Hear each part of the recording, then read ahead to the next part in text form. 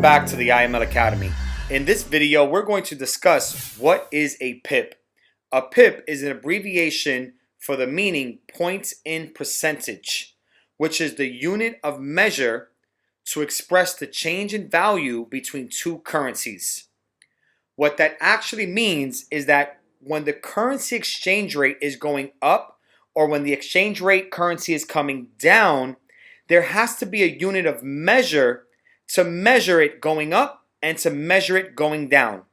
And every single time the market moves 1 pip or 1 point, this is how traders are able to make or lose money buying and selling inside of the foreign exchange market.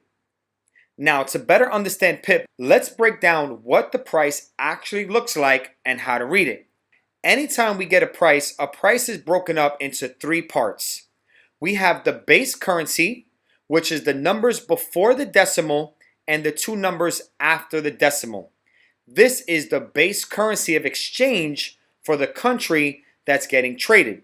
So in this example, we're on the Great British Pound for the US dollar. That means the Great British Pound for the US dollar is at an exchange rate of $1.31 to the British pounds. Now, the 3rd and 4th decimal, these are the fractions of the currencies that are moving and calculating when the market is going up and when the market is going down. Every single time this unit of measure changes by 1 decimal, the pip count is either going up or the pip count is coming down. In this example, we can see that the Great British Pound to the US dollar started at 1.29900 and risen to 1.31800. Before we get into that, let's take a look at the pip count happening in between. As we see here, let's take a look at this current price of 1.3110. When the exchange rate changes from 1.3110 to 1.3111, this is the pip count going up by 1. Every time the market moves a pip, we are making or losing money. Now, as we see here, as the value continues to rise, the pip count will continue to rise.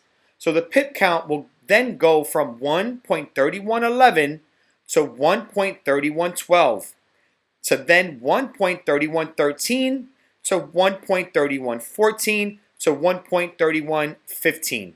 So as you see, it's continuing to rise. Now, there is a 5th decimal happening in the majority of the currencies, which is known as the pipette. The pipette is the fraction of the pip. Now, since the pipette doesn't play such a significant role, many traders don't even acknowledge the pipette and they simply look for price in terms of the base currency and the pip. Let's jump into an example. Let's say we were looking to buy the GBP USD right here at this wick of 1.29900. And then the GBP USD risen and came right over here to 1.31800. What we can do to find out what the pip count is simply subtract the pips inside of the number. So by coming over here, you can see that I took 3180 and I subtracted it by 2990, which were the digits on the right side of the decimal.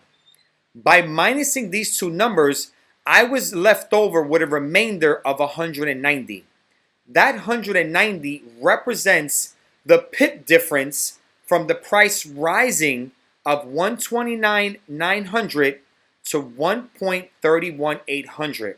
Now, this is very technical. Luckily, through technology and using our trading views and our MT4s, we're able to simply measure the pips with a tool. So as I come over here and get a measuring tool, you'll see right from this point, as I bring this box up, you see the pip count rise. And you can see from line to line, the market perfectly went up 190 pips. Pips are a trader's best friend, and you'll hear a lot of traders coin and say the expression catching pips.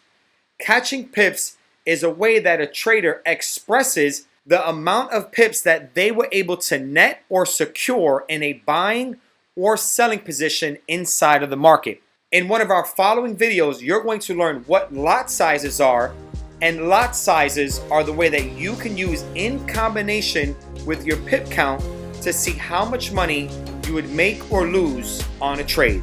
With that being said, we're going to conclude our training on pips inside of the market. We hope you found this training very educational, and we'll see you in the next video.